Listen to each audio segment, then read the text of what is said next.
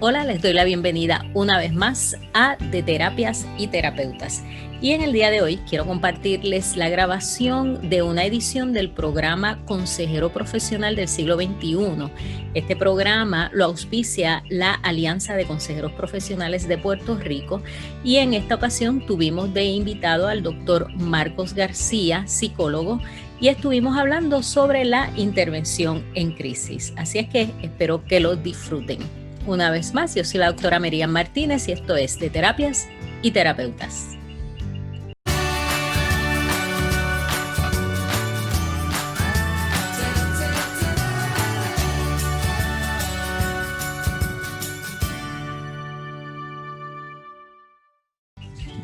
Muchos saludos y muy buenas noches a todos los colegas y las colegas que se conectan con nosotros lunes tras lunes en el programa Consejero Profesional del Siglo XXI.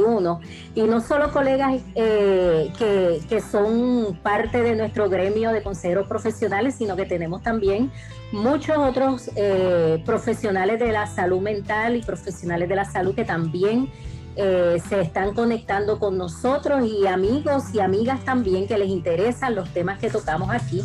Y en esta noche la Alianza de Consejeros Profesionales de Puerto Rico ha decidido traer un tema bien interesante, el tema del rol del consejero profesional en la intervención en crisis. Y esta noche pues para mí es todavía más especial porque el invitado que tenemos, el doctor Marcos García, él es psicólogo, trabaja conmigo hace muchos años y está casado conmigo hace muchos años también, y él es consejero psicológico con muchos años de experiencia trabajando con diferentes poblaciones, desde adicciones, pareja, terapia de familia, muchos años en la práctica privada, y le agradecemos que haya dicho sí a nuestra invitación esta noche para hablar sobre este tema tan interesante.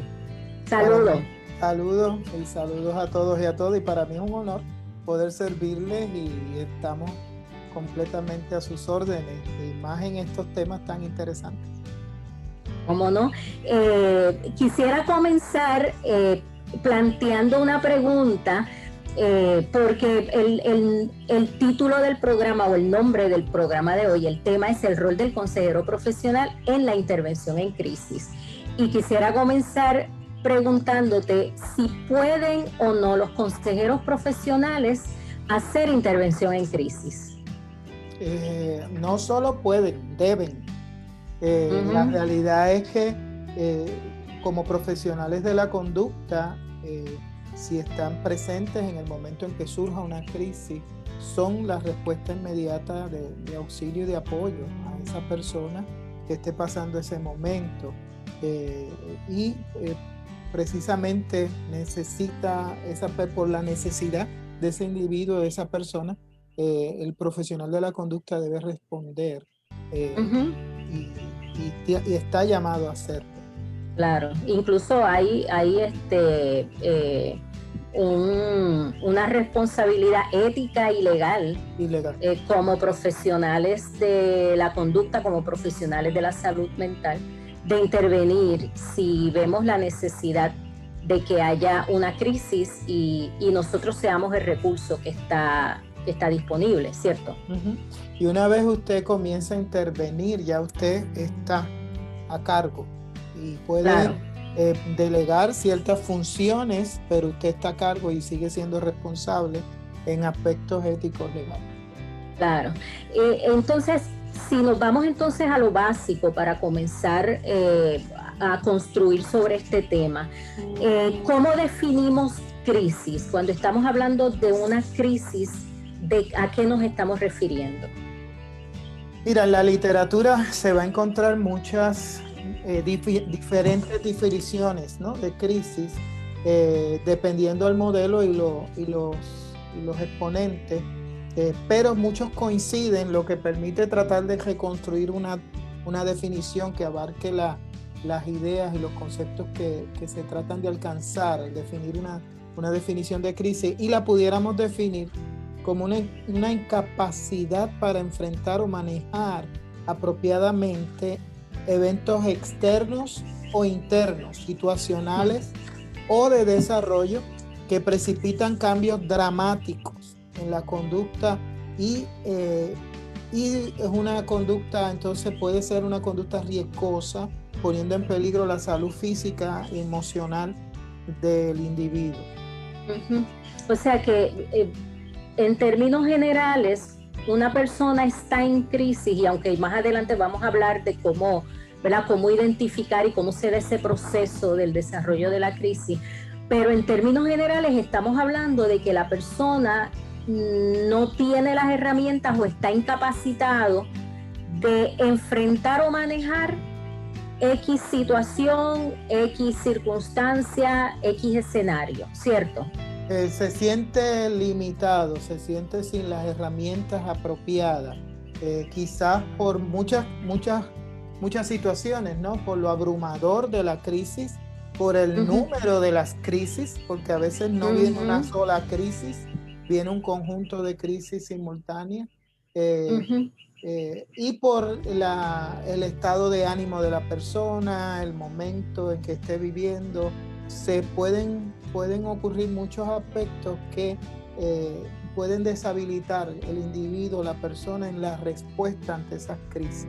Y esa respuesta es particular, es individual, ¿verdad? Cada persona es subjetiva, cada persona responde de manera distinta, o sea que un escenario puede representar una crisis para una persona, pero otra persona en un escenario similar o incluso dentro del mismo escenario puede no necesariamente representar una crisis. Claro, lo vemos en familia, puede que un miembro de la familia ante una misma crisis la maneje con mayor arrojo, con mayor fortaleza que otros miembros, o lo vimos en la historia del manejo de los famosos huracanes de Irma y María. Vimos gente que la sola experiencia le fue inmanejable y se fueron del país, ¿no? Hubo otras personas que sí lo pudieron manejar y sobreponerse, y fue el mismo evento, todos sufrieron el mismo evento. Claro, porque cada persona pues obviamente tiene unas particularidades, unas situaciones bien personales que posiblemente hace que responda de una manera, claro, ante un evento. Así que podríamos decir entonces que en términos de lo que es una crisis, va a depender entonces de la persona, no necesariamente del evento per se. De hecho, hay personas que van a tener más herramientas para manejar una crisis que otras, por precisamente su etapa en la que vive, ¿no? Su etapa de desarrollo. No es lo mismo la pérdida de un ser querido para unos nietos, para unos hijos, para unos personas más adultas, ¿no? Para la pareja, para... Claro, dependiendo el evento, dependiendo el repertorio de recursos que tenga la persona, y las crisis son escuelas, ¿no? Así que la gente va aprendiendo de las crisis, y en la medida en que van enfrentando crisis y van aprendiendo, pues tienen más herramientas para enfrentar. Así que una persona entre más joven puede tener más dificultades de manejar crisis, porque no tiene la experiencia, ¿no? La inexperiencia lo puede inhabilitar para enfrentar el evento. Ok, entonces, ¿cómo podemos describir el proceso general de la crisis? O sea, ¿qué ocurre entonces en ese individuo, en esa persona que le genera la crisis? Okay. Siempre va a surgir un evento precipitante, un evento no esperado. Las crisis no son gentiles, no son nada cortés, simplemente llegan, y a veces llegan una detrás de la otra, no miran a ver si estamos preparados o no, si tenemos la capacidad o no, simplemente nos abordan. Y que una vez ocurre el evento, ese evento se pasa, entonces se liga con el individuo y es la percepción del sujeto. O sea, cómo la persona ve el problema, cómo lo define, cómo se siente ante lo que está ocurriendo, qué ideas tiene, ¿no? Por eso, y esto es bien importante a la hora de apoyar o intervenir, porque a lo mejor podemos tener una persona que está hecha a pedazos ante lo que a lo mejor, en mi opinión o la opinión de otra persona, puede ser una situación pequeña. No es algo tan grande. Claro, pero para esa persona es bien significativo y nosotros tenemos que entender la percepción del individuo que tenemos delante y entender cómo está mirando su realidad para entonces desde ahí poder apoyarle y dirigirle, ¿no?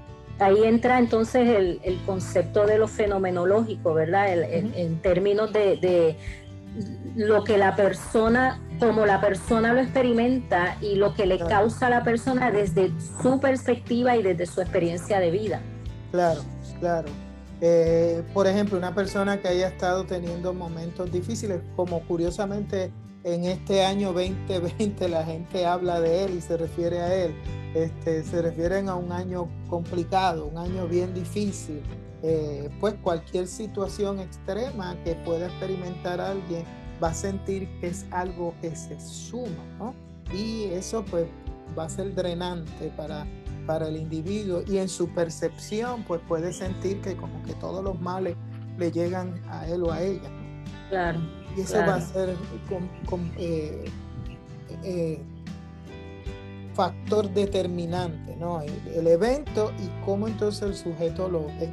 De ahí ¿Cómo entonces, el sujeto lo ve? Claro, de ahí se pasa a una reacción emocional, ¿no? La persona va a empezar a sentir, las emociones tienden a gritar mucho dentro de nosotros, así que son abrumadoras, y la persona inmediatamente se pueden sentir afligidas, tristes, frustradas, vulnerables, con un sentido de impotencia, de que no puedo hacer nada, de que esto es muy grande, mucho más grande que yo. ¿Okay? Después que entonces, o sea, que si vamos a ver los pasos, por decirlo de alguna manera, o cómo se va desarrollando la crisis, tenemos entonces que hay un evento precipitante, pero el énfasis no es en el evento, sino en la percepción del sujeto de ese evento y lo que le va a causar entonces la reacción emocional. Dicho, la realidad es que pudiéramos decir que los eventos son neutros, ¿ok? O sea, no es lo que sucede alrededor nuestro lo que nos angustia, nos perturba, es lo que sucede dentro de nosotros, o sea, qué pensamos, qué sentimos, producto de eso que pensamos, y eso nos va a saturar emocionalmente. Por lo regular, la gente, luego que sucede el evento y la gente tiene esa percepción de ese evento, comienza esa reacción emocional y entonces se pasa a buscar en el repertorio de respuesta. El individuo busca qué hacer, ¿no? A base de los recursos que tiene y de las cosas que ha vivido, o sea, de sus referentes, ¿no? Y si no tiene muchas referentes o muchas herramientas en esa caja de herramientas, pues se le va a hacer más difícil enfrentar la crisis. Claro, fíjate, y Marco, me resulta interesante este punto que dices, el evento en cierta medida es neutro y ciertamente pues hay eventos que uno puede considerar catastróficos o que uno los puede considerar como eventos graves, pero entiendo que al decir que son neutros en el sentido de cómo nosotros reaccionamos a ellos, va a depender no del evento en sí. Y esto es interesante porque de alguna manera se generaliza la idea, especialmente entre los profesionales de la conducta, de que X evento de por sí va a crear una crisis. Y no necesariamente lo mismo pasaría, por ejemplo, pues una persona que haya sufrido maltrato en la niñez, pues eso inevitablemente va a crear un trauma. No necesariamente, hay personas muy traumadas por situaciones bien graves, hay personas que situaciones bien graves la sufren y les crea obviamente una respuesta emocional no necesariamente traumática. Lo mismo pasa con la crisis, entonces no podemos enfocarnos en qué le sucedió a esta persona, sino que como profesionales de la conducta en lo que nos debemos enfocar entonces en cómo reacciona esta persona a lo que le sucedió. Y entonces quitar un poco la mirada del evento y digo la mirada profesional, y ponerla en el individuo y saber que como tú bien dices, a veces un evento que para uno no es tan traumático, ¿verdad? Motivo de crisis, claro, para otra persona sí lo puede ser fácilmente. Por eso es importante estar pendiente a esa subjetividad, esa percepción, cómo la persona está definiendo el problema, ¿ok? Eso nos va a dar un tamaño más real de la crisis del individuo que el mismo evento, ¿ok? Porque, por ejemplo, algo que puede ser muy significativo para una persona y para otros no, la pérdida de una mascota. El que a una persona se le muera una mascota, a lo mejor para alguien, ay, pues, qué importante, por esa actitud, ¿no?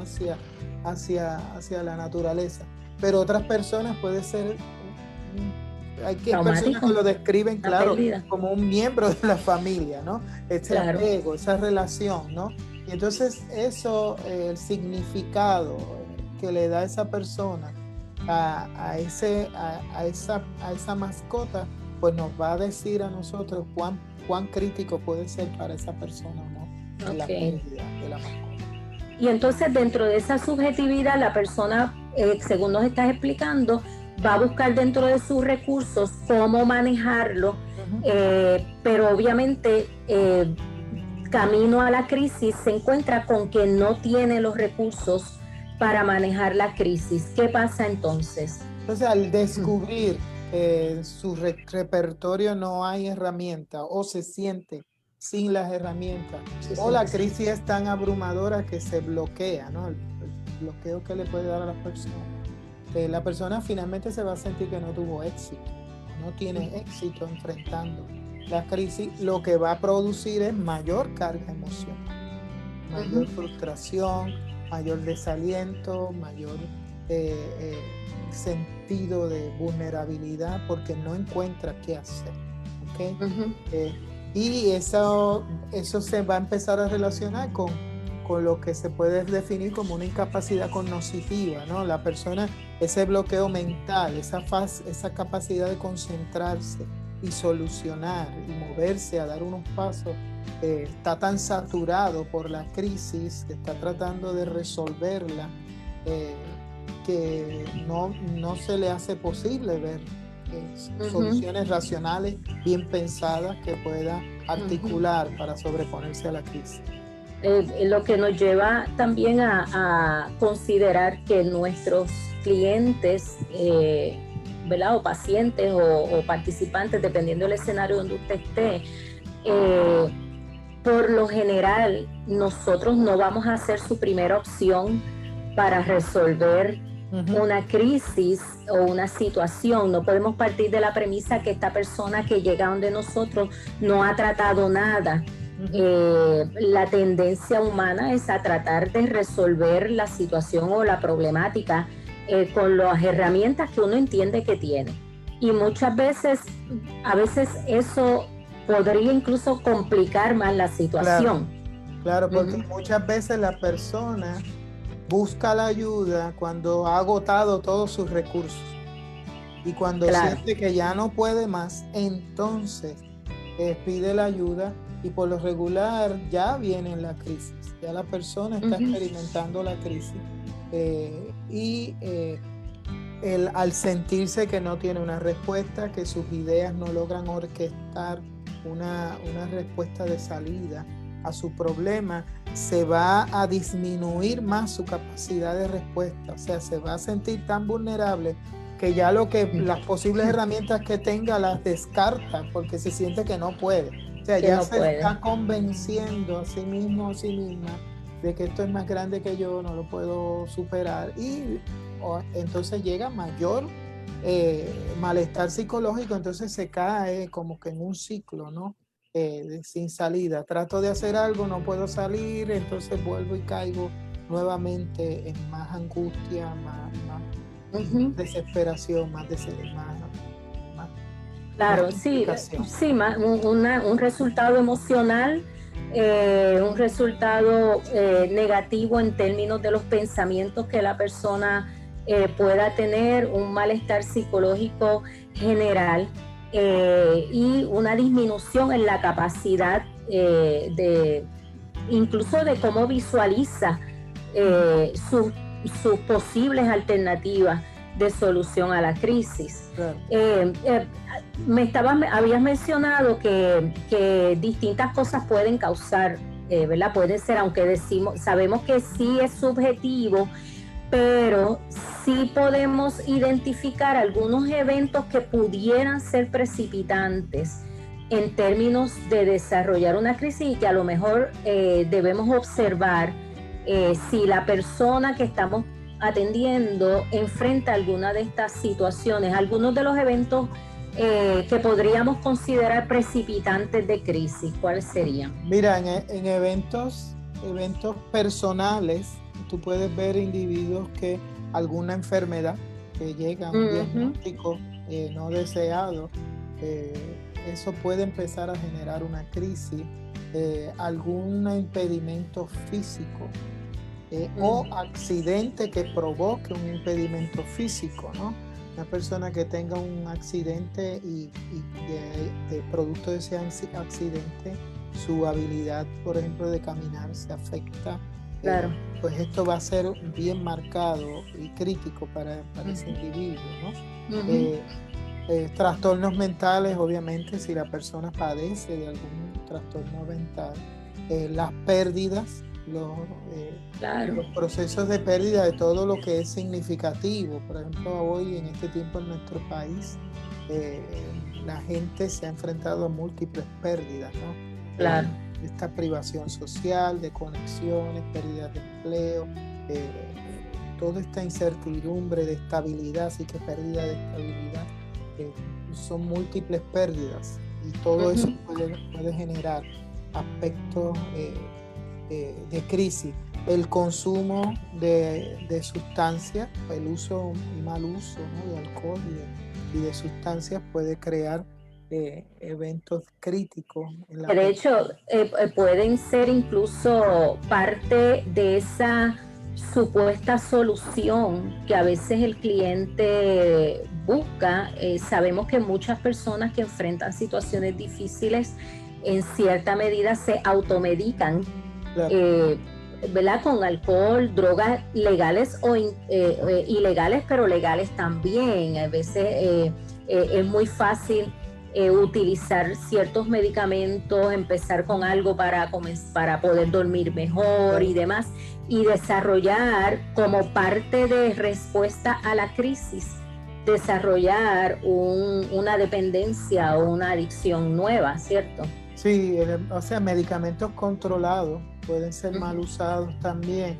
Las personas tienden como reacción, acuérdate que nadie quiere un malestar, nadie quiere una crisis, así que la gente en automático va a tratar de evadir esa conducta, y por eso es que a veces se va a conductas adictivas, donde se está escapando de esa realidad, de ese evento. Pero en medio de una crisis, pues esto puede aumentar. Si ya la persona de por sí tiene ciertos problemas con el consumo de estas sustancias, una crisis mayor puede entonces aumentar el consumo y de estas sustancias.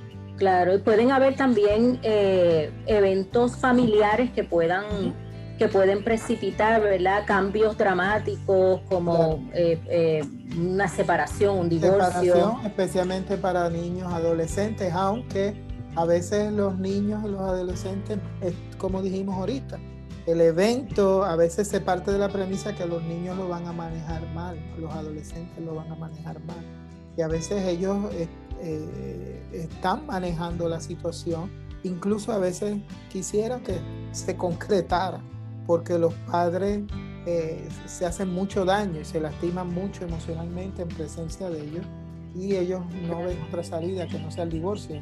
Así que no deja de ser eventos críticos el que se divorcien o el camino hacia el divorcio. Claro, claro. Puede ser entonces crítico lo que mencionamos, enfermedades de familiares, de seres queridos, la postración de un ser querido, la pérdida de una mascota que se crió con la familia, situaciones económicas van a presionar a todos. Claro, violencia, maltrato también. Violencia, maltrato, familias reconstruidas, va a haber también, va a ser un desafío, va a ser crítico para los miembros de la familia. Incluso problemas de viviendas también. Claro, mencionaste niños y adolescentes. A veces se pueden generar crisis en escenarios escolares o eventos que tengan que ver con la vida de la escuela, de los niños o de los menores, que puede como pues, el fracaso escolar, ahora mismo el bullying, pero incluso lo que estamos viviendo, ¿verdad? Este cambio dramático a cómo se hace escuela en el 2020, son cambios que podrían generar crisis incluso en niños y adolescentes. Claro, y puede generar, porque a veces pensamos que los niños tienen su resistencia a la escuela, pero la realidad es que hay niños que le encanta su escuela, le encantan los eventos escolares, y esta interrupción de esta rutina, de esta dinámica, le puede crear cierta carga emocional al niño, porque siente que sus logros, sus metas escolares se están siendo afectadas. Por ejemplo, niños que no puedan concretar sus graduaciones, que no puedan pasar de grado con sus amigos y amigas. Una pérdida. Es una pérdida, ¿no? Esa conexión, esa interacción. Obviamente ya tú te das cuenta que se conectan literalmente para la clase, no en la escuela, que en la escuela llegan, coinciden en el pasillo. Claro, hay un nivel de socialización. Claro que se pierde. Y ese limitante va a afectar su vida social en una edad que ellos quieren puntualizarla y desarrollarla, ¿no? Claro, es necesaria. Claro.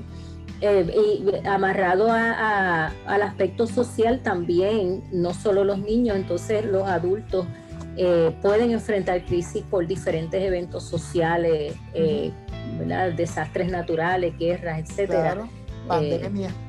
Pandemia, claro. Como nos hemos dado cuenta el impacto que puede tener un evento social. Ahora, entrando entonces ya teniendo claro lo que es una crisis, teniendo claro cómo se desarrolla la crisis en una persona, ¿verdad? Cómo la persona llega a estar en crisis. ¿Qué entonces es intervención en crisis? Desde nuestro lado, como terapeutas, como consejeros, como psicólogos, ¿cómo definimos lo que es intervención en crisis? Porque intervención en crisis no es un proceso terapéutico corriente, ¿verdad? Del que hacemos todos los días. Ni siquiera terapia breve. Terapia breve. ¿Cómo definimos entonces intervención en crisis? Es un proceso de ayuda breve que persigue resultado inmediato con el fin de estabilizar y proteger la integridad de ese individuo que está comprometido por la crisis que experimenta, y evitar que sufran mayores daños físicos o emocionales. ¿Okay? Fíjate que se hace énfasis en que es una intervención inmediata, no se puede dilatar porque la persona está en crisis y está comprometida su aspecto físico y emocional.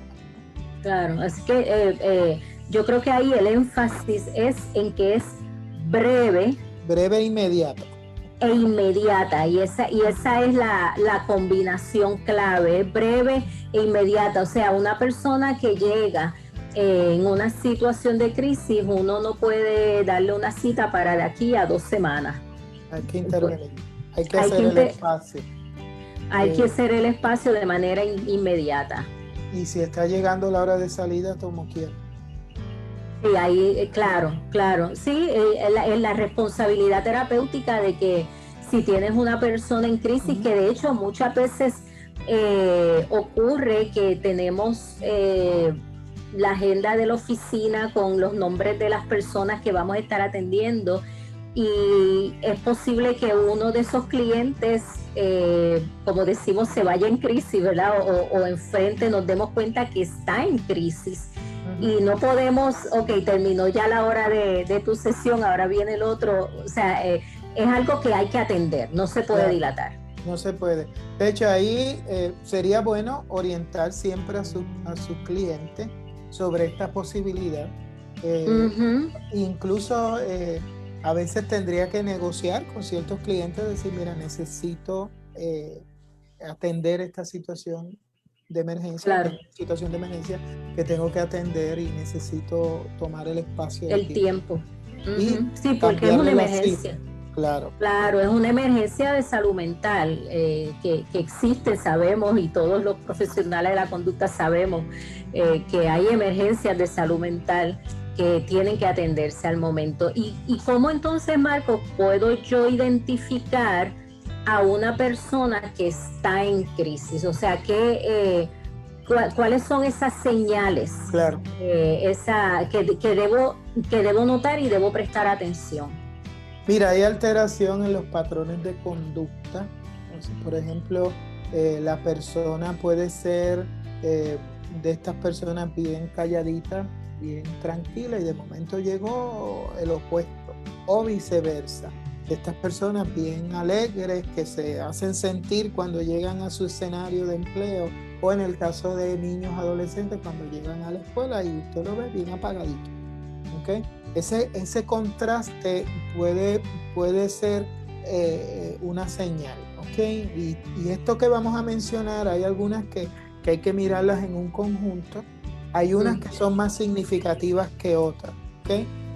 Por ejemplo, si una persona está con ideas o pensamientos psicóticos, está hablando en coherencia, eso ya no necesitamos muchas otras señales. Eso ya es suficiente para saber que esa persona está en una crisis y necesita una atención más de cuidado inmediato. ¿Okay? Claro. Las alteraciones en los patrones de sueño y alimentario, si se está durmiendo mucho o se está durmiendo menos, si se está comiendo mucho o comiendo menos. Esto es interesante, especialmente con niños adolescentes, porque a veces la gente piensa que comer mucho es saludable. No necesariamente, puede ser un indicador de una lucha, una crisis emocional. Porque a veces se piensa, pues si está comiendo está bien. Yo creo que aquí la palabra clave es alteración, cambio en patrones de conducta, patrones de sueño, patrones alimentarios. Es un cambio. O sea, si la persona es de mucho dormir y de momento no está durmiendo nada, o la persona es de poco dormir y de momento está durmiendo muchas horas. Lo mismo con la alimentación. Si la persona usualmente come de manera moderada, pero hay un aumento en la cantidad, o viceversa, ha dejado de comer. O sea que es importante el concepto de alteración, ¿cierto? Sí, va a ser básico, e incluso cuando usted haga su entrevista, recoger esa información es determinante, ¿no? Para saber si esta persona pues está de cara a una crisis o ya está en la crisis. Sentimientos de minusvalía o fatalistas, todo me sale mal, todo me va a salir mal, nada me sale bien, yo no sirvo, yo no puedo, todos esos conjuntos de pensamientos y de presiones son buenos identificarlos. La persona se puede volver muy temerosa, muy triste, muy desanimada. Estos son rasgos que ya la gente los ve, los nota. Y si casi siempre la gente, si ve a alguien triste o desanimado, ¿qué pasa? Algo, ¿qué pasa? Y se acerca, ¿no? son bastante comunes, pero aún así a veces la gente ve gente desanimada, triste y no se acerca. Como profesionales de la conducta, nosotros sí debemos de acercar, sí debemos de preguntar. ¿Okay? Conductas regresivas, que pasa también especialmente en niños adolescentes, como por ejemplo que se orinen en la cama, cuando ya están en una edad que ya han avanzado en ese control de esfínteres, puede ser una señal. Somatización, dolores de cabeza, algunas personas con asma pueden darle un asma que responda a lo emocional. Los ataques de pánico pueden ser señales. A cambios emocionales, irritabilidad, coraje, muy, muy hipersensible.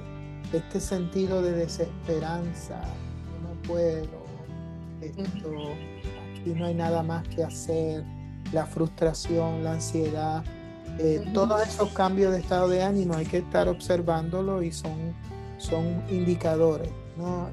Que nos pueden levantar bandera.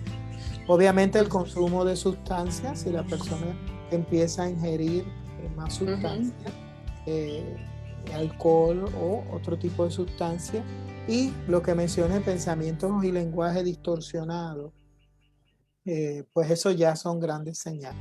Eso, ahí hay que intervenir, o que exprese ideas o intentos de hacerse daño. Pero en ese caso ya eso ya es crisis, y ahí hay que intervenir y proceder. Sí, Marcos, y me habías estado mencionando en el caso de la irritabilidad y el coraje, con relación a los niños y adolescentes. Háblame un poquito de eso. Mira, es interesante porque, por ejemplo, cuando un adulto se deprime, casi siempre su estado de ánimo cae, se pone triste, se aísla, más lo que se ve es un estado de ánimo caído. En el caso de niños adolescentes, si están deprimidos, pueden expresar mucho coraje, mucha irritabilidad, mucha rebeldía. ¿Okay? Y esto puede ser un factor porque su repertorio, volvemos a lo que decíamos ahorita, no es tan nutrido, así que van a ser muy impulsivos cuando su estado de ánimo está caído, y van a tener mucho coraje. A veces tras la depresión se guarda mucho coraje, porque el coraje es una forma de buscar control ante algo que no puedo tener control. Así que una persona que está manejando una crisis, si es niño o adolescente, puede expresar mucho coraje y frustración porque no se siente que está en control, y va a ser un rasgo bien fácil de identificar. Que no podemos entonces, hay que estar alerta porque podríamos estar confundiendo las emociones, el niño presentándolo como coraje o irritabilidad, cuando podría ser realmente unas señales de tristeza profunda o incluso depresión o de estar en crisis. Nos preguntan a través de Facebook, cuando hablas de pensamientos psicóticos, ¿a qué te refieres? Si puedes dar algún ejemplo de cuando dices que una persona podría tener pensamientos psicóticos como evidencia, ¿verdad?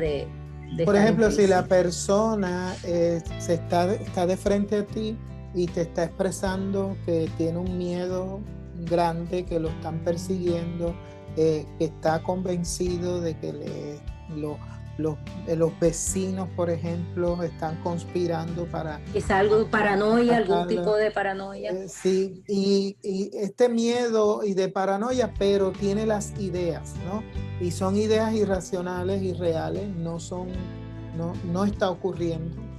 Pueden ser hasta imaginarias, incluso puede decirte que pueden ser entes de otro planeta que lo estén persiguiendo o que lo estén acechando, ¿no? Y ahí la persona posiblemente está está saturado bien en su crisis y necesita ayuda. Son creencias falsas que la persona se convence de ideas que le llegan entonces al individuo. Entonces, cuando vamos a hablar ya de cómo intervenir, claro, y podríamos, esto es un tema bien, bien amplio y pudiéramos entrar en muchísimos ángulos, pero no quisiera que se nos acabara el tiempo sin que nos hables entonces cuál es la intervención que nosotros necesitamos hacer cuando tenemos una persona que la identificamos como que está en crisis. ¿Qué es lo que necesitamos hacer como intervención? Bueno, como mencionamos, debe ser inmediata. Usted tiene que tomar acción inmediata. En ocasiones tenemos que ser un poco directivos, dar dirección, instrucción. Por ejemplo, usted tiene un niño en crisis en el salón de clase, no puede intervenirlo delante de todos los compañeritos. Usted tiene que pedirle, vente niño, vamos, y moverlo a la oficina, una oficina donde pueda tener una privacidad y pueda manejarlo. Igual con un adulto, ¿no?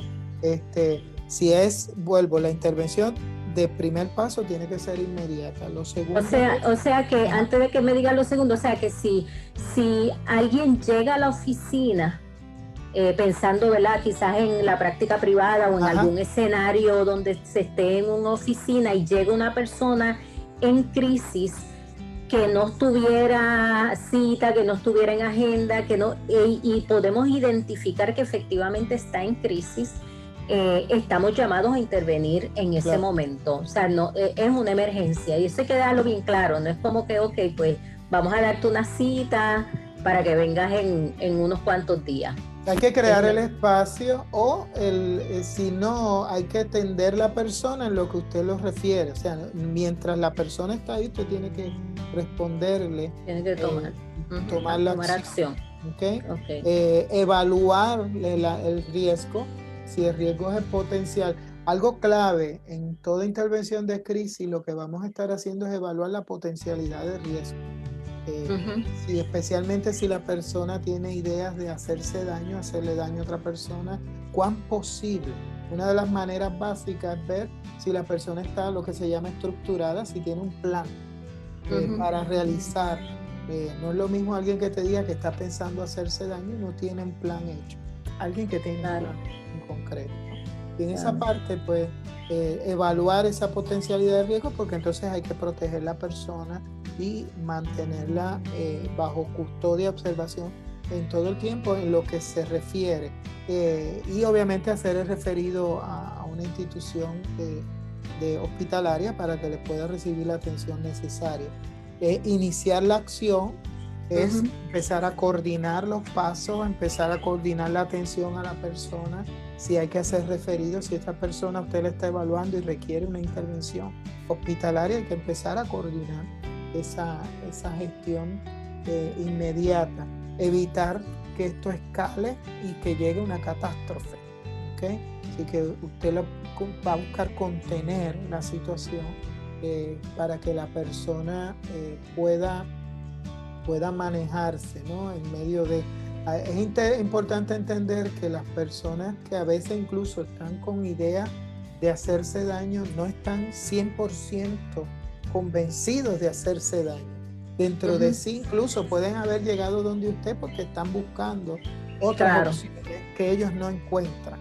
¿Okay? Claro. Así que esto es bien importante porque esto quita un poco de ansiedad en el terapeuta, ¿no? Que podemos entonces caer en crisis manejando una crisis, ¿ok? Sí. Porque nos saturamos y en términos de la intervención, cómo usted modela esa tranquilidad, cómo usted modela esa esperanza, hay que oxigenar la esperanza en las personas, va a ser determinante, ¿ok? En ese punto que traes de fomentar la esperanza y evitar la catástrofe, estamos hablando de que nos toca tratar de que esa situación emocional de esa persona que tenemos frente no escale, que no se agrave la situación. Y lo de fomentar esperanza es un tema que a mí me gusta mucho, y siempre que tengo la oportunidad de dar clases o talleres, siempre hablo de esto, nosotros como consejeros, como terapeutas, la destreza de fomentar la esperanza, de dar esperanza al cliente, incluso es considerada una de las microdestrezas, porque es parte de nuestro trabajo dejarle saber y darle el mensaje a ese cliente de que no todo está perdido. Claro, no estamos hablando aquí de pensamiento positivista que niegue una realidad, porque a veces confundimos mucho esto de dar esperanza con pensamiento positivo. Con pensamiento, digo, no es que usted va a ser negativo, usted va a ser positivo, claro. pero yo siempre digo, somos los terapeutas o somos los consejeros, no somos los cheerleaders. Entonces... Y es la aplicación, por ejemplo, y perdona que te interrumpa, pero es bueno dar este ejemplo. Esto es como si usted estuviera en un pueblo. Stephen Covey en su libro, hay un libro que él escribió de los hábitos de la gente altamente efectiva, 7 hábitos. Él trae un ejemplo que a mí me llamó la atención mucho, porque él dice, si tú estás en un estado, Estados Unidos, y estás, por ejemplo, en Ohio, y te dan el mapa de Nueva York, por más que tú sepas leer el mapa, tú vas a estar perdido, ¿okay? Y si alguien te llama y te está dando dirección, y te dice, vamos, tú tienes el mapa, sé positivo, por más que te diga que seas positivo, yo voy a ti, tú puedes, lo vas a lograr, tienes el mapa equivocado. Claro. ¿Okay? Entonces no vas a llegar, no te vas a avanzar. Yo creo que sí, podemos ser positivos, pero no podemos confundir. Esperanza incluso la esperanza se infunde, aunque a veces no tenemos todas las respuestas. ¿Okay? Claro. Pero la persona va a sentirse apoyada, va a sentirse que alguien va a tratar de junto a él o ella buscar soluciones. Y eso comienza a dar esperanza en el cliente, ¿no? Claro. Y entonces parte básica va a ser establecer el plan de acción con el cliente, junto al cliente, porque si él es parte de ese plan, le estamos ayudando a descubrir áreas que él puede utilizar. Piensa, tenemos una persona que siente que sus recursos se acabaron. La esperanza viene a decirle, no, hay otros recursos y vamos a hacer un plan. Y cuando la persona empieza a ver eso, toda su ansiedad, angustia, todo su malestar psicológico empieza a caer, ¿no? Claro, claro. Y comprometerlo con ese plan para que lo realice y dar seguimiento. Eso serían básicamente los pasos en términos de intervención en la crisis. Que nos damos cuenta que entonces el rol del consejero o consejera es un rol bien activo, es un rol de echar mano, es un rol de vamos a ver qué vamos a hacer, qué recursos tenemos, posiblemente nos toque hacer llamadas, contactar familiares, buscar recursos en la comunidad, recursos de salud mental, posiblemente, porque parte de ese análisis que hay que hacer es si la persona requiere un referido para medicación, que podría ser una alternativa para poder estabilizar a la persona, de modo que el plan que vamos a hacer con ellos pues sea un plan que pueda llevarse a cabo. En ocasiones, dependiendo el lugar de donde usted está ejerciendo su profesión, si hay un equipo multidisciplinario, pues entonces involucrar el equipo para hacer una estrategia mientras alguien está dando esa esperanza al cliente, interviniendo, otros están gestionando referidos y poder canalizar la persona con la ayuda necesaria. Quisiéramos ya, el tiempo ha ido avanzando. Ahí, antes de que me deje unas palabras finales con relación a este tema de la crisis, el manejo de la crisis, cuando hablas de seguimiento, ¿qué tipo de seguimiento o con cuánta frecuencia o cuál debe ser esos pasos o ese paso que uno como terapeuta debe tomar, ¿verdad?, responsablemente para dar ese seguimiento? Mira, si todo depende del nivel de riesgo evaluado, ¿no? Si nosotros nos damos cuenta que hay un riesgo extremo, esta persona debe ser referida a una hospitalización. Casi siempre pues ahí el seguimiento sería post alta del hospital.